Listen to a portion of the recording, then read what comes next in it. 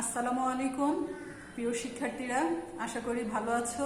খাসমোহন বালুচর উচ্চ বিদ্যালয় কলেজের অনলাইন ক্লাসে তোমাদের সবাইকে স্বাগতম। আজকে তোমাদের আমি নবম দশম শ্রেণীর ফিনান্স ও ব্যাংকিং ক্লাসে নবম অধ্যায়ের ব্যাংকের শ্রেণীবিন্যাস সম্পর্কে আলোচনা করব। আমাদের দেশে নানান ধরনের ব্যাংকিং ব্যবস্থা প্রচলিত। ব্যাংকিং ব্যবস্থা প্রচলিত নানানভাবে হওয়ার কারণ এর কার্যাবলী, মালিকানা, অঞ্চল, গ্রাহক ইত্যাদির ভিত্তিতে ব্যাংকিং ব্যবসায়কে বিভিন্নভাবে আলোচনা করা হয়। আমরা আজকে ব্যাংকিং ব্যবসায়ের কার্যভিত্তিক শ্রেণীকরণ এবং মালিকানা ভিত্তিক শ্রেণীকরণ নিয়ে সংক্ষিপ্ত আলোচনা করব। কার্যভিত্তিক শ্রেণীকরণের মধ্যে আমরা দেখি কেন্দ্রীয় ব্যাংক, বাণিজ্যিক ব্যাংক, কৃষি ব্যাংক, শিল্প ব্যাংক, বিনিময় ব্যাংক ও অন্যান্য ব্যাংক। এবং আঞ্চলিক ভিত্তিক শ্রেণীকরণের মধ্যে মালিকানা ভিত্তিক শ্রেণীকরণের মধ্যে রাষ্ট্রীয় ব্যাংক, যৌথ মালিকানা ব্যাংক, সমবায় ব্যাংক, এনজিও ব্যাংক, বিদেশি ব্যাংক। এই ব্যাংকগুলো আসলে গড়ে ওঠে আমাদের চাহিদা অনুযায়ী। যে অঞ্চলের লোকের চাহিদা যেমন, সেখানের ব্যাংকগুলো ওই ধরনেরই হয়ে থাকে।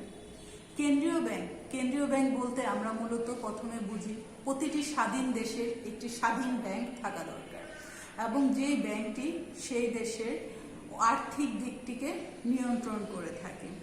এরকম আমাদের যেহেতু আমরা বাঙালি, বাংলাদেশেও কেন্দ্রীয় ব্যাংক আছে এবং সেই কেন্দ্রীয় ব্যাংকটার নাম হচ্ছে বাংলাদেশ ব্যাংক। কেন্দ্রীয় ব্যাংক সম্পর্কে বইয়ে যা বলা আছে তা আমরা দেখতে গেলে দেখি কেন্দ্রীয় ব্যাংক দেশের সব ব্যাংকের মুরব্বী, পরিচালক ও নিয়ন্ত্রক, গোটা ব্যাংকিং ব্যবস্থার প্রাণকেন্দ্র।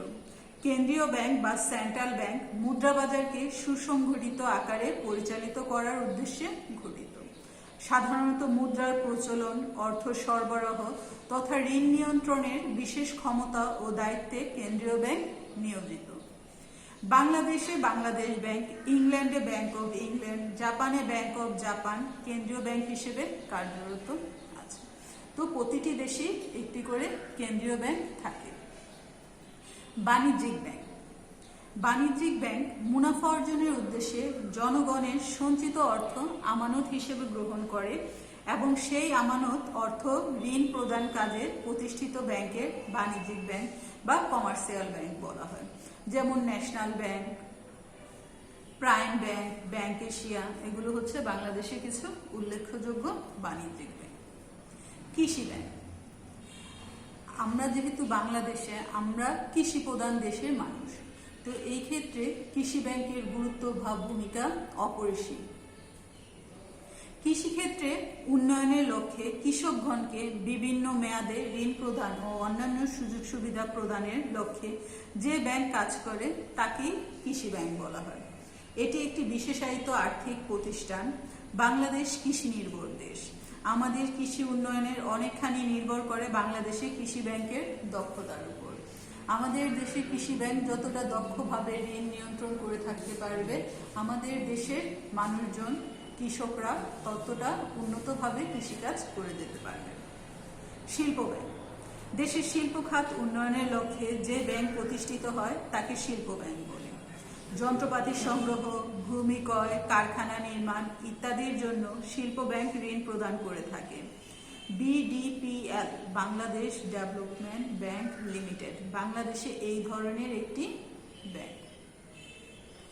বিনিময় ব্যাংক, প্রতিটি দেশের সঙ্গে অন্য দেশের আর্থিক কিছু লেনদেন হয়ে থাকে এবং এই আর্থিক লেনদেনগুলো এমনি এমনি হয় না, কোনো না কোনো দেশের ব্যাংকিং ব্যবস্থার মাধ্যমে তা নিয়ন্ত্রণ করে থাকে। তো আমাদের দেশেও ব্যাংকিং ব্যবস্থার মাধ্যমে তা নিয়ন্ত্রণ করা হয়। বৈদেশিক লেনদেন নিষ্পত্তি, বৈদেশিক মুদ্রা বিনিময়ের জন্য যে ব্যাংক প্রতিষ্ঠিত হয় তাকে বিনিময় ব্যাংক বলে। বৈদেশিক মুদ্রার বিনিময়, রপ্তানি ইত্যাদি কাজে এই ব্যাংক করে থাকে। অন্যান্য ব্যাংক, কার্যভিত্তিক শ্রেণীকরণের উল্লেখিত ব্যাংকগুলো ছাড়াও রয়েছে বিনিয়োগ ব্যাংক, সঞ্চয়ী ব্যাংক, বন্ধকি ব্যাংক, পরিবহন ব্যাংক, ক্ষুদ্র ও কুটির শিল্প ব্যাংক, আমদানি রপ্তানি ব্যাংক প্রভৃতি। বিনিয়োগ ব্যাংক নবগঠিত কোম্পানির শেয়ার হোল্ডারদের অবলেখন, শিল্প ও ব্যবসা প্রতিষ্ঠানের মধ্যে ও দীর্ঘমেয়াদী ঋণ প্রদান, ব্রিজ ফিনান্স, ডিবেঞ্চার ফিনান্স সহ বিভিন্ন পরামর্শমূলক কার্যাদি সম্পন্ন করে থাকে। সঞ্চয়ী ব্যাংকের জনগণের অতিরিক্ত অর্থ সঞ্চয় হিসেবে গ্রহণ ও মুনাফা বা সুদ প্রদানের মাধ্যমে জনগণকে অধিক সঞ্চয়ে উৎসাহিত করে তোলে। যে কোনো সময় এ ধরনের ব্যাংকের টাকা জমা এবং অর্থ উত্তোলনের সুযোগ বা অন্যান্য নিয়মে এই ব্যাংকের সঞ্চয় পরিচালিত হয়।